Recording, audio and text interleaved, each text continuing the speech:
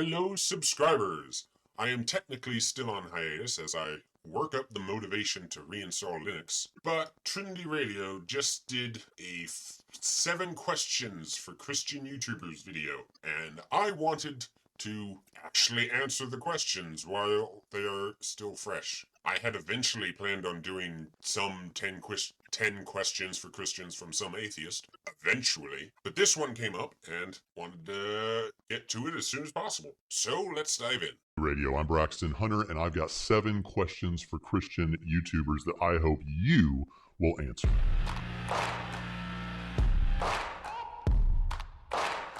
Number 1. What do you mean when you say you are a Christian?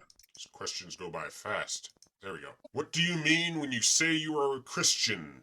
Little Christ? I am a follower of Christ. If you want to know my denomination, it's Baptist, though I know you weren't asking about that. This kind of feels like you're asking me to give my testimony, but that's really not my forte. This really should be the easiest question, but the more obvious something feels, the harder it is to explain sometimes. Jesus paid for my sins, and I accepted that payment. I'm not actually sure what else I could say on that. Number 2. What is the purpose of your channel? Purpose of my channel? Mostly to just rant. It started out as Refuting Atheists, where I could basically just complain about some atheist channel I've seen, or atheist video I've seen, and of course explain all the ways in which they're wrong. And I had originally planned on just refuting every atheist video I could, but there were just too many out there. Far too many. So I gave up on the idea of refuting every atheist video that I could, and switched my name to ToadZX, as it opens up more possibilities. I can just do a video about whatever, and it doesn't have to be about refuting atheism or atheists. So currently, I am of the mind of possibly doing anime reviews. I've already done a couple, from a Christian perspective, of course, and still refute atheists from time to time. But I'm thinking I would focus more on refuting the atheist videos that target other Christians. Like if somebody does a response video to "What do you meme?" If I don't think "What do you meme" is going to make a response, then I might make a response in his stead. This way I can still refute atheists without refuting every atheist video, which I do not like watching atheist videos unless I'm going to make a video about it, responding to it, because comment sections just aren't good enough for me. I'm also currently working on another series of videos focused on definitions. I don't know how long it'll take me to do that. And of course, I eventually want to make a video dealing with the problem of evil, problem of divine hiddenness, and why eternal conscious torment is a good thing, so to speak. But overall, the purpose of my channel is just an outlet. Number 3, to what extent do you include considerations about spiritual content, like prayer or guidance? I have to read this one, hang on. Okay, I have no idea what you mean by this.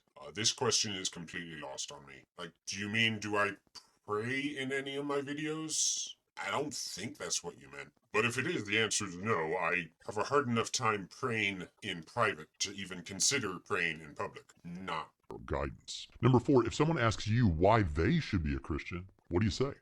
Because it's true. I am not good at giving emotional reasons. I just have to focus on, it's the truth. You should be a Christian because that's the truth. Number 5, what Christian beliefs or commitments do you think are essential for salvation? Questions go by too fast. Obviously, God exists, God raised Jesus from the dead, are essential. I'm tempted to say the Trinity, but maybe not necessarily. I guess belief that you are a sinner would be pretty essential. With this kind of question, I would find it a lot easier for yes or no questions. Just ask, what about this? What about this? Do you think this is essential? Do you think that's essential? That would be easier than trying to think of a list. Salvation. Number 6, besides making silly videos with lists of questions like this one, what do you wish other Christian YouTubers would do differently? I would not have mentioned making a list of question videos. That's fine. I don't much care for interview videos. but that's just personal taste.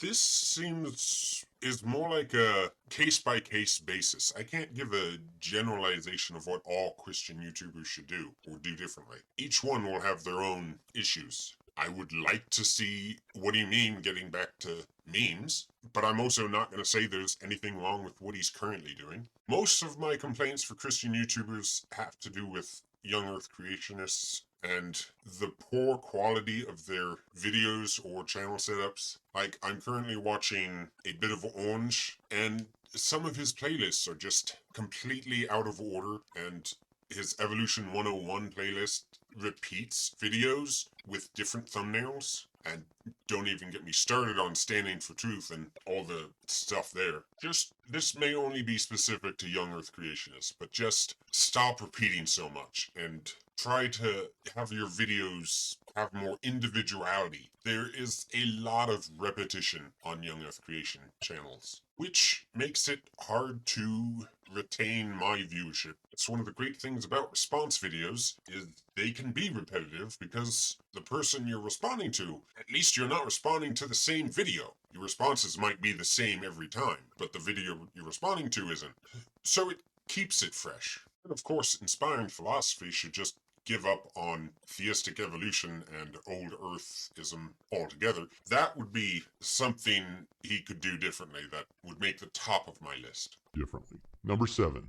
What is the best thing that has happened as a result of your experience as a Christian YouTuber? I can't say I have an answer to that. I mean, I guess I could say I watched that Christian anime that I reviewed, but theoretically I could have watched that without being a YouTuber, and I would have been able to watch it all in one sitting instead of 3 episodes a week. But yeah, I can't say much has happened as a result of my experience as a YouTuber. It's just like a second job that I don't get paid for and don't tell any of my family about. Not for any particular reason other than I don't much tell them about anything I do. Just sort of a personal eccentricity on that one. Well, that's it. That's the 7 questions for Christian YouTubers in 2022. I hope you will answer, and again, if the answers are appropriate, I'll link it in the comments. And I'll see you next time on Trinity Radio. Alright, that's it. I don't think I have anything more to say.